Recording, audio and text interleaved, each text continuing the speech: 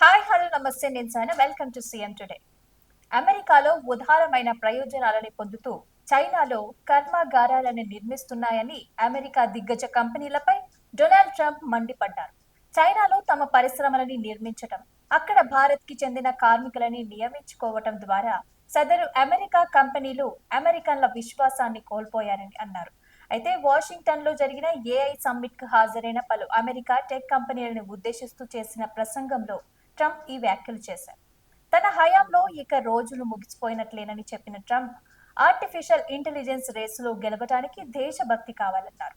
AI రంగంలో అమెరికాను మొదటి స్థానంలో ఉంచాలని టెక్ కంపెనీలని ట్రంప్ కోరడం జరిగింది. ఆర్టిఫిషియల్ ఇంటెలిజెన్స్ రేసులో విజయం సాధించడానికి సిలికాన్ వ్యాలీ లోపల వెలుపల కొత్త దేశభక్తి జాతీయ విధేయత అవసరమని ట్రంప్ సూచించారు.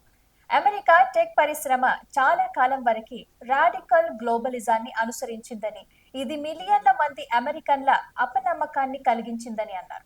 ఈ సందర్భంగా వైట్ హౌస్ యాక్షన్ ప్లాన్ సహా కృత్రిమ మేధకి సంబంధించిన 3 కార్యనిర్వాహక ఉత్తర్వులపై ట్రంప్ సంతకం చేయడం జరిగింది.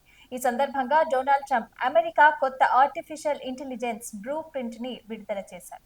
కీలక సాంకేతిక పరిజ్ఞానంలో చైనాపై అమెరికా ఆధిపత్యాన్ని కొనసాగించే ప్రయత్నంలో పర్యావరణ నిబంధనలని సడలించడం జరిగింది.